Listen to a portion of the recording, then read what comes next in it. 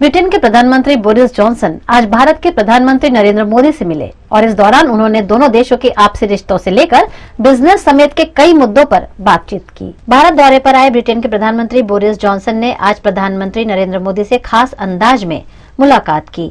दोनों दिग्गज नेताओं के बीच प्रतिनिधि मंडल स्तर की वार्ता हुई। इस दौरान दोनों देशों के बीच कई महत्वपूर्ण मुद्दों पर समझौता भी हुआ।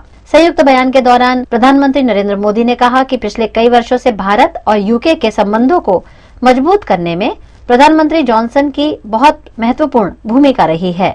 इस समय जब भारत अपनी आजादी का अमृत महोत्सव मना रहा है, प्रधानमंत्री बोरिस जॉनसन का यहाँ आना अपने आप में एक ऐतिहासिक पल है। वहीं पीएम बोरिस जॉनसन के संबोधन का अंदाज भी जोरदार रहा। बोरिस ने कहा, नरेंद्र माय खास दोस्त, इस चुनौतीपूर्ण समय में मेरा मानना है कि हम खास दोस्त और करीब हो जाते हैं। गुजरात में अद्भुत स्वागत हुआ। मुझे सचिन तेंदुलकर जैसा लगा।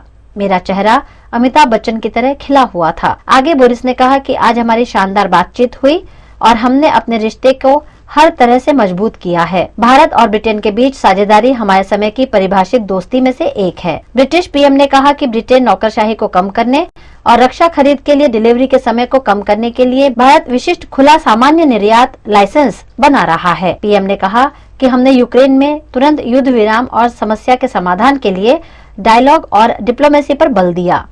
हमने सभी देशों की क्षेत्रीय अखंडता और संप्रभुता के सम्मान का महत्व भी दोहराया है। गुजरात के भावनगर के नेसवर गांव में प्राथमिक स्कूल के पेपर्स की चोरी का मामला सामने आने से हड़कंप मच गया है। भावनगर जिले के तलाजा तालुका के नेसवर गांव में प्राथमिक स्कूल में 6ठी, 7वीं और 8वीं कक्षा की परीक्षा के पेपर चोरी हो गए हैं। स्कूल में फिलहाल परीक्षाएं चल रही हैं। इसी बीच रात के समय स्कूल का ताला तोड़कर अज्ञात लोगों द्वारा परीक्षा के पर्चे की चोरी की गई, जिसकी शिकायत स्कूल के प्राचार्य ने तलाजा पुलिस थाने में लिखवाई है। मामले में भावनगर एलसीबी और एसओजी पुलिस, डॉग स्क्वाड और शिक्षा विभाग ने जांच शुरू कर दी है। चोरी की घटना सामने आने से स्कूल की परीक्षा को रद्द कर दिया गया है। इस मामले जिला शिक्षा विभाग ने कोई आधिकारिक जानकारी नहीं दी है, लेकिन प्राथमिक स्कूल के पेपर भी अब सुरक्षित नहीं होने पर सवाल उठना लाजमी है। गौरतलब है कि शिक्षा मंत्री जीतू वाघानी भावनगर जिले के ही विधायक हैं। ऐसे में उनके जिले में ही सरकारी स्कूल में परीक्षा के पेपर्स सुरक्षित नहीं होने पर राजनीति गर्मा गई है।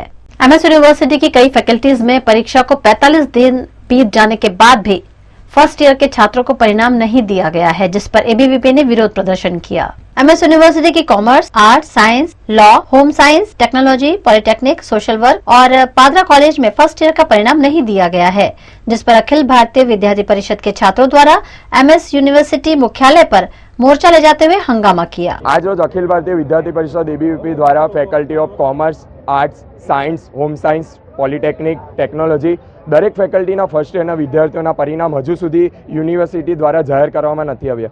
આજ યુનિવર્સિટીના અહેવાલ મુજબ 45 દિવસની અંદર પરિણામ જાહેર કરવાના હોય છે, પરંતુ આજ 60 દિવસની મુદત થઈ ગયા હોવા છતાં પણ યુનિવર્સિટીનું તંત્રનું પેટનું પાણી હલતું નથી। તે માટે આજે દર્શન મારુ સરને રજૂઆત કરવામાં આવી હતી અને ચોક્કસ બાહેધરી લેવામાં આવી હતી કે આની પર પરિણામ જલ્દીમાં જલ્દી જાહેર કરવામાં આવે। संसद और छात्र बनाएंगे सुरक्षित राष्ट्र, इस मोटो के साथ गुजरात के सबसे बड़े कॉन्क्लेव का आयोजन वडोदरा में 5th गुजरात छात्र संसद के रूप में किया गया है, जिस पर पत्रकार परिषद का आयोजन कर जानकारी साझा की गई। गुजरात के वडोदरा में जीरो आवर फाउंडेशन बेहतर राष्ट्र के निर्माण के लिए पिछले कई सालों से कार्यरत है।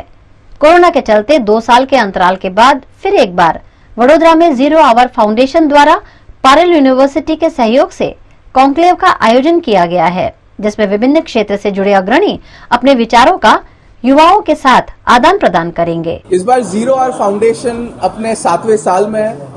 कोविड के दौरान हम लोग छात्र संसद का आयोजन नहीं कर पाए, लेकिन जैसे ही हम लोग आए 5th गुजरात छात्र संसद के साथ, ये पूरे गुजरात की हिस्ट्री का सबसे बिगेस्ट कॉन्क्लेव होने जा रहा है, जिसमें 15,000 से ज्यादा युवा जुड़ने वाले गुजरात के अलग अलग डिस्ट्रिक्ट से। एक बहुत ही बढ़िया गेस्ट लिस्ट हम लोग लेके आने का प्रयास किया है, जिसमें अलग अलग बैकग्राउंड से हमारे पास गेस्ट है। संसद और छात्र बनाएंगे सुरक्षित राष्ट्र, इसी नारे को आगे ले जाते हुए छात्र संसद कई सालों से प्रयास कर रहा है कि युवाओं को कहीं ना कहीं डेवलप किया जाए और उनके पर्सनल डेवलपमेंट के लिए कुछ ना कुछ किया जाए, ना कि कोई एजेंडा के लिए। और इस छात्र संसद में 15,000 युवा मिलके 3 रेजोल्यूशंस पास करेंगे, जो resolutions state governments, central governments और अन्य कई पॉलिटिकल पार्टीज को दिया जाएगा। हमारे साथ मौजूद रहने वाली लिस्ट में 46 chief justice of India Shri Ranjan Gogoi ji है, the former governor of Pondicherry Kiran Bedi ma'am है, रजनीश मूवमेंट के स्पोक पर्सन मां आनंद शीला है, शकुन बत्रा, प्रकाश बेलवाड़ी और ऐसे अन्य कई स्पीकर्स आके युवाओं के साथ इंटरैक्ट करेंगे। और हम एक ही बात जानते हैं और एक ही बात मानते हैं, अगर युवाओं के लिए कुछ करना है तो कुछ क्रिएटिव वे में करना पड़ेगा और कुछ ऐसा करना पड़ेगा जिससे जब वो घर जाए तो कुछ वापस लेके जाए। और यही करने का प्रयास छात्र संसद की टीम ने ये किया है और हमेशा करते आएगी। मांजलपुर की मीरा राजपूत का शव नर्मदा जिले के तिलकवाड़ा से बरामद हुआ था। मीरा को न्याय दिलवाने के लिए मांजलपुर में कैंडल मार्च का आयोजन किया गया। वडोदरा के मांजलपुर में रहने वाली मीरा राजपूत की हत्या के 4 दिन बाद भी पुलिस को हत्यारे का कोई सुराग नहीं मिला है। मीरा को जल्द से जल्द न्याय दिलवाने के आशय के साथ वडोदरा जिला क्षत्रिय समाज द्वारा कैंडल मार्च निकालकर मृतका के लिए न्याय मांगा गया। इस मौके पर राजनीतिक दलों के अग्रणी और नेता भी कैंडल मार्च में शामिल हुए। आज श्रद्धांजलि साथे साथे आज મીણબત્તી પ્રગટાઈ અને જે રીતે 16 તારીખની અમારી દીકરી ગુમ થઈ હતી અને 17મી એની ખબર પડી કે એની લાશ મળી છે અને આજે 21 તારીખ થઈ છતાં પણ હજુ સુધી કોઈ સગવડ મળતા નથી, ત્યારે અમારી પોલીસ તંત્રને વિનંતી છે કે ભૂતકાળની અંદર બી તમે જુઓ કે માણેજા ખાતેનો જે કેસ થયેલો, સુરત ખાતેનો થયેલો, જેટલી દીકરીઓના કેસ થયા એ 1 દિવસ 2 દિવસમાં આરોપીઓ પકડાઈ જતા હતા। આ કેસમાં તો અમે આરોપીનું નામ પણ આપેલું છે, તમારે શોધવાનું નથી, ખાલી એને પકડી લાવવાનો છે, તો બી છતાં બી આજે 4-4, 5-5 દિવસ થયા, હજુ કોઈ સગવડ મળતા નથી।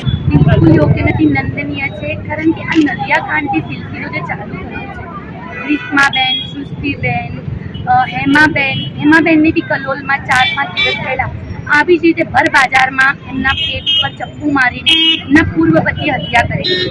આ બહેનનો હત્યારો તો હજી પકડાયો જ નથી। તંત્ર શું કામ કરી રહ્યું છે? જ્યારે આપણે યશસ્વી પ્રધાનમંત્રીજી ગુજરાતના સફર ઉપર હોય અને એમની ગુજરાતની દીકરીઓને વેદના જ ના સંભળાતી હોય તો કેટલું યોગ્ય।